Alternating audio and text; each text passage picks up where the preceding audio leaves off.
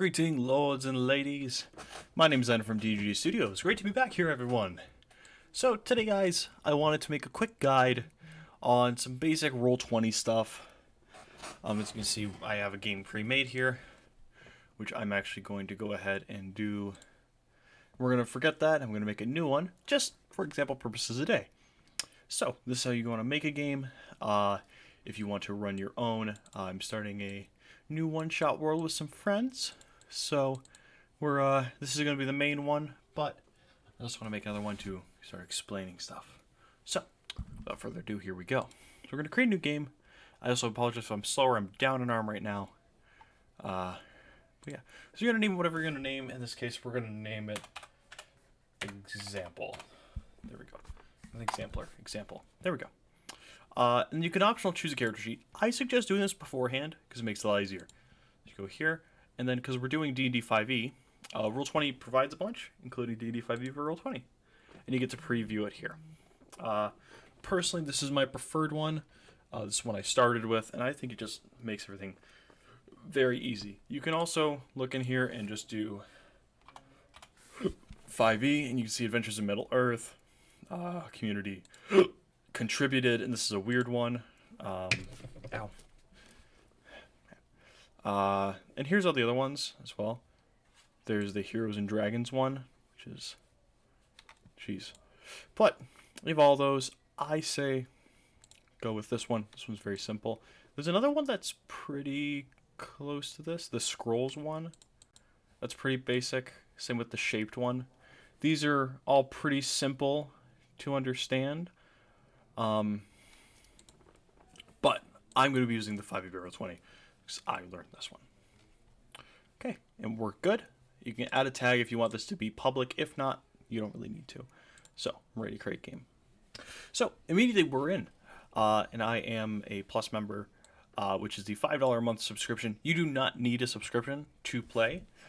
Just know that if you want to access the character vault and stuff, I think it's $5 a month.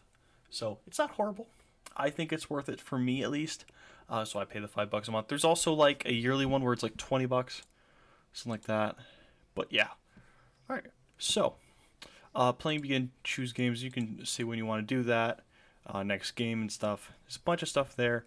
Game add-ons. You can add decks and stuff. I'm not going to. And you can add topics posted for the new game. Default token markers. You can edit stuff about that. This is not going to go too in depth about that. You can also edit the name right here.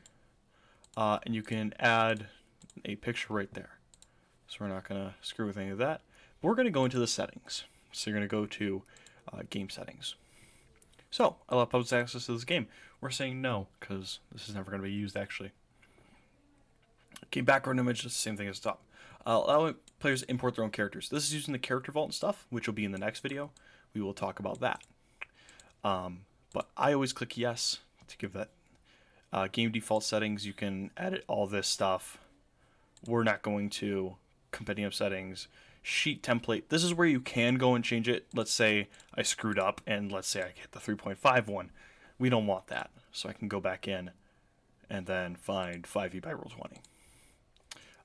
You can make the default sheet settings. I don't use the Character Mancer because personally I don't think it's right. But if people want to, I always give that as an option. Roll queries, I say always go advantage toggle, whisper toggle, auto roll damage, and crit. This way, and we'll get into what this means more later. Crit die roll and everything else is pretty much, you don't need to mess with it. You don't even really need to mess with these. These are more for advanced stuff. This is just, in my opinion, is kind of makes it easier because advantage toggle means you can click things on top of your character sheet, which I'll show, which will actually look like these right there. So that is the creation of that. So we're going to go back to example, cancel. We do need to go all the way down and save our changes though. So we're going to do that. Now it's good to go. So we're going to go here. Yes, I want to leave the page. And now for the first time ever, we're going to launch the game. Also, you can invite players by clicking this, and you can send that link out, etc., etc. So it's really simple. Roll20 very much makes this very user-friendly and easy in my opinion. And honest to God, I prefer giving them my business because, well, I've never had a problem with them, and I've actually gotten to talk to some of the people on the team. While I think I don't remember how I talked to him. Oh, I needed help, and I got help from the resource team, and it was like instantaneous. They were with me. So yeah, we're gonna launch into the game, and with that, so when launching in, I think actually we're gonna take a little pause here, and we'll see you guys in the next video for inside the game further. So, yep, we'll see you there in just a bit. Goodbye.